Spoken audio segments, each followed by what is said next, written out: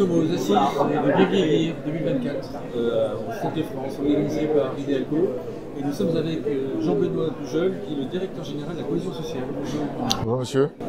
La première question directement, pourquoi être présent aux Assises Bien Vieillir?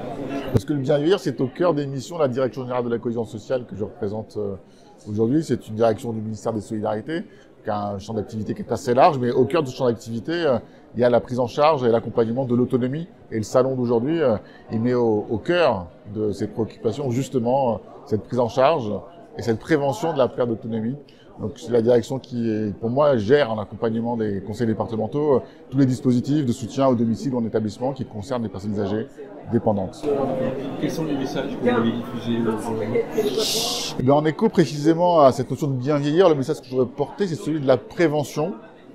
Évidemment, lorsque la perte d'autonomie est là, il faut prendre en charge, accompagner, mais on peut agir en amont pour retarder, puis rendre aussi plus agréable cette partie de la vie. C'est pour ça que j'aime beaucoup ce slogan, le bien vieillir, qui est aussi le slogan du gouvernement en la matière. Et il nous semble qu'en France, on a un gisement à exploiter justement pour essayer d'optimiser les choses en matière de prévention. Beaucoup de choses sont sur la table aujourd'hui. On est au Stade de France, l'activité sportive, c'est un levier très important. La lutte contre l'isolement aussi, c'est un levier très important.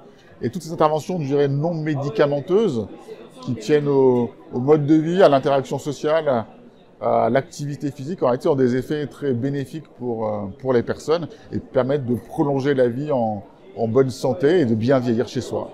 On parle de l'isolement social, des actions, des exemples d'action.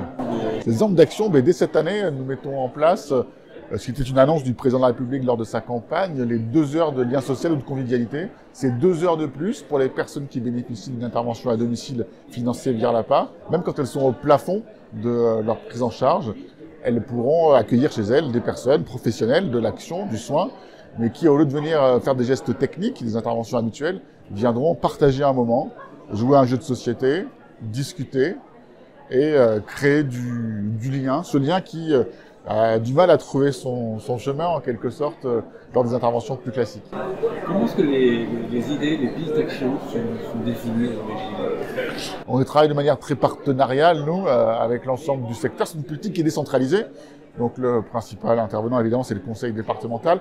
Mais en réalité, il y a tout un écosystème qui est représenté ici au salon. Des institutions publiques, des associations, le secteur commercial aussi. Nous, on a une vision très large de l'ensemble des partenaires de cette politique publique. On essaie d'avancer de manière concertée, y compris avec des représentants des personnes. C'est peut-être le plus compliqué, parce que contrairement à d'autres domaines comme le handicap, il n'y a pas de représentation trop institutionnalisée, malheureusement, des personnes, alors que ce qu'on veut précisément aujourd'hui, c'est un axe fort, c'est respecter le projet de vie des personnes et correspondre à leurs aspirations. Et ça, c'est difficile.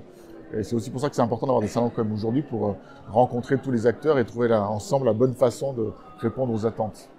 Si je voulais connaître une action prioritaire, principale pour les prochaines années, c'est le développement des services autonomie à domicile. C'est une réforme importante qui nous permet d'organiser le rapprochement entre les services infirmiers à domicile, les SIAD, et puis les services qui aujourd'hui font simplement de l'aide et de l'accompagnement dans les gestes de la vie quotidienne, pour proposer aux personnes de manière systématique une intervention qui soit coordonnée entre l'aide et le soin. Donc aujourd'hui, les gens sont parfois un peu perdus quand ils doivent solliciter tel ou tel service. Là, on aura une offre intégrée qui permettra aussi de faire de la prévention. Et ça rentre en vigueur dès l'année prochaine. merci beaucoup. Merci à vous.